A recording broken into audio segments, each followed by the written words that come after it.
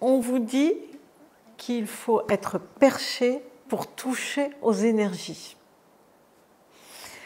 En fait, le Feng Shui amène le spirituel dans la matière. Bonjour, je suis Françoise Chevalier et j'ai créé une école de Feng Shui qui s'appelle Feng Shui énergétique et humain. Et avec cette école, on forme bien sûr et on transmet et on accompagne en géobiologie sur 3 piliers, donc la géobiologie qui travaille tout notre environnement, le feng shui de la maison, le feng shui de l'habitat qui aide à équilibrer et qui vous crée un univers, une maison qui va vous dynamiser, qui va vous porter, qui va vous entraîner, qui va vous emmener là où vous avez envie d'aller. Et puis le feng shui humain qui va aider vraiment à libérer ce que vous avez à libérer chez vous, votre histoire, etc. Et puis à prendre sa place, savoir vraiment ce qu'on a envie de faire. Eh bien, le feng shui n'est pas, les énergies, le feng shui n'est pas perché du tout. C'est très très rationnel et ça convient très très bien d'ailleurs à toutes les personnes scientifiques ou je vois les comptables aiment beaucoup, s'intéressent beaucoup à ce qu'on fait. On va travailler bien sûr avec la matière et le spirituel et on va harmoniser les deux ensemble. Simplement, on a besoin de vérifier que ça marche.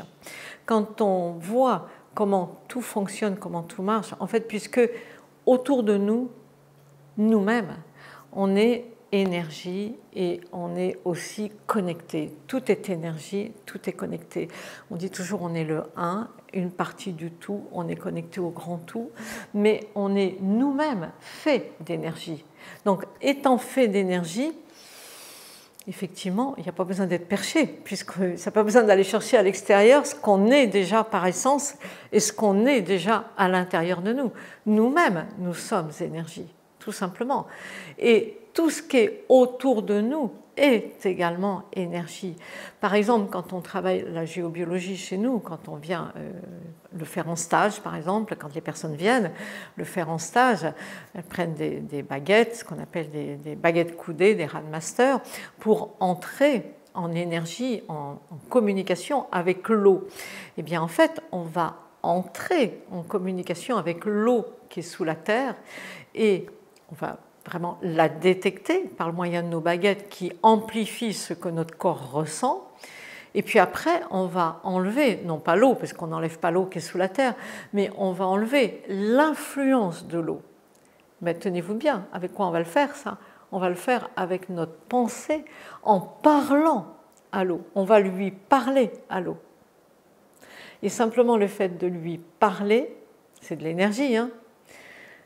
L'eau va emmener son influence au centre de la Terre. Mais même chose, quand vous parlez à votre maison, vous pouvez parler à votre maison, elle est faite d'énergie, tout ce qui est dedans est fait d'énergie, vous pouvez lui parler, vous pouvez entrer en communication avec elle, qu'elle souvent vient me voir en me disant « je veux vendre ma maison, je n'arrive pas à la vendre ». Première question que je pose, je parle à la maison, je dis « maison de un tel, est-ce que tu veux bien te vendre ?» Et la maison me répond « oui » ou « non ». Elle me répond « je le fais avec mon pendule et j'ai un oui ou j'ai un non ». Mais c'est la maison qui me répond, elle-même me répond. Donc en fait, vous voyez, c'est ça qui est intéressant, c'est que tout ce qu'on fait, tout ce qu'on dit, tout ce qu'on croit, tout ce qui part de nous a un impact sur nous, mais sur notre entourage aussi et sur notre environnement. Tout est énergie et tout est synergie en fait. En fait, nous sommes tous issus de la même source. Donc, voilà, l'accès, il n'y a pas besoin d'être perché pour aller le chercher, pas besoin, il est là, il est déjà là, il est en nous, il est autour de nous, tout est là, tout est énergie, tout est vibration, vos activités, votre travail aussi est une vibration, si vous avez des activités dans le commerce, il y a une vibration sur l'activité de votre commerce, c'est aussi une énergie particulière. Donc on croit qu'on va chercher à l'extérieur quelque chose, mais non, tout est déjà là. Simplement, on va créer une harmonie entre ce qu'on va appeler le spirituel et ce qu'on va appeler la matière. Et les deux se réunissent pour ne faire qu'un, pour qu'il y ait du spirituel dans la matière et de la matière dans le spirituel. Quelqu'un qui est réellement perché dans le spirituel tout le temps et pas du tout dans la matière, vous ne pouvez pas faire grand-chose avec, vous ne pouvez pas travailler avec parce que la personne est trop, on va dire, elle est un petit peu barrée. Non, ce n'est pas ça qu'on fait. Non, du tout, du tout, du tout. Ben, pour vous donner de bons exemples d'entreprises qui réussissent très bien avec le Feng Shui, je vais vous citer McDonald's en premier. Moi, j'ai connu les premiers McDonald's quand ils sont arrivés. Mes enfants étaient tout petits, donc ça doit faire plus de 30 ans, certainement plus de 30 ans. Ils avaient la forme de l'octogone, en fait, la forme de la maison, du restaurant était la forme d'un octogone et dedans, tous les éléments étaient placés selon le bagua du Feng Shui pour la bonne réussite. Je crois que ça leur a bien réussi. Je vais vous donner un autre exemple, Ikea. Par exemple, moi je prends l'exemple de Bordeaux parce que je regarde toujours autour de moi ce qui est autour de moi. Je crois que c'est le meilleur moyen de vérifier. Ikea à Bordeaux est implanté sur une zone de marécage. C'est marécageux. Zone Bordeaux-Nord, c'est marécageux. Quand je regarde Ikea, c'est travaillé en géobiologie, c'est travaillé en Feng Shui, c'est travaillé sur tous les plans.